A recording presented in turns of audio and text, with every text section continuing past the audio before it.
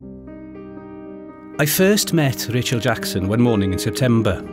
Her partner, Rhys, had called me. There was a problem with her bath. It sounded like a blocked pipe. Maybe take me a couple of hours. I'd been visiting Malcolm next door on a regular basis for a couple of years, ever since his wife died. It hit him hard when Helen passed on. It was about that time he started forgetting and getting mixed up. And of course his legs had been a problem for a long time. So I visit, mornings mostly, maybe do his shopping, prepare his lunch. It's a bit of company for him. He doesn't get many visitors, apart from his daughter who visits most Saturdays and takes him out for a few hours.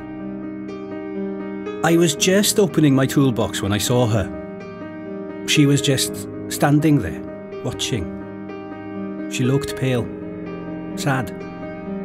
I said, "Hello," but she didn't reply. One day when I came back from the supermarket with Malcolm's weekly shop, Malcolm told me there's money in the usual place. He meant the bottom drawer in the kitchen. But when I went to the drawer, the box was empty. I noticed the little girl had a bruise on her face. "Have you fallen?" I said. She didn't reply. She just rubbed her tummy. I smiled. Probably been told not to talk to strangers. Malcolm seemed confused about there being no money in the drawer.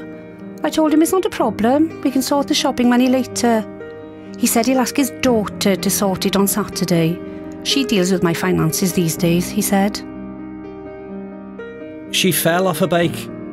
Rhys, the girl's stepdad, I suppose, suddenly appeared. "Didn't you, Amelia?" The little girl looked scared and ran off. One Saturday, I was weeding my front garden and I saw Malcolm's daughter going into the house.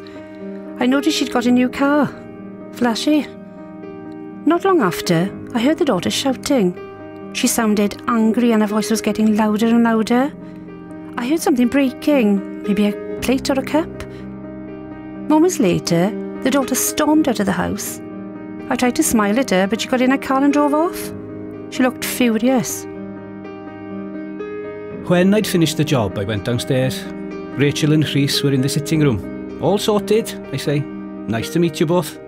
And Amelia. They glanced at each other. I thought about going to see Malcolm to check he was okay, but I didn't want it to look like I was being nosy or cause trouble. After all, as Malcolm frequently says, his daughter is about the only company he gets. I was just leaving when I heard shouting coming from the house. The mum and the partner. Then crying.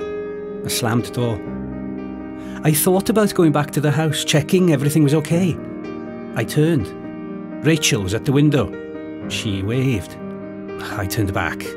It's none of my business. The next day, I was on my way around to Malcolm's house. There was a police car outside, and moments later an ambulance. I saw Malcolm being helped out of the house by a paramedic. I could clearly see bruises on his face.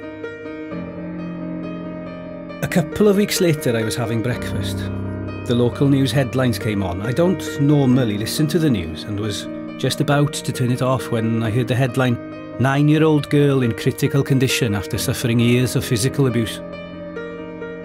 The newsreader went on to say, 9-year-old Amelia Jackson is in critical condition with internal injuries. Her mum and stepfather have been charged. The newspaper headline stated, "Local woman arrested on suspicion of financially abusing her elderly father." According to the report, she'd been physically and emotionally abusing Malcolm as well. Apparently it was the bank that had first raised questions about Malcolm's accounts. Suspicious activity, the newspaper said. I kept thinking maybe I should have said something, or told someone. The unopened post, the missing money in Malcolm's drawer, the shouting. But what if I'd got it wrong? Malcolm does get confused after all.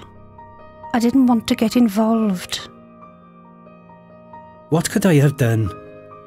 People like me just can't go around accusing parents of abuse. It's not my place to accuse a 40-year-old woman of abusing her father, is it? It was nothing to do with me. Was it?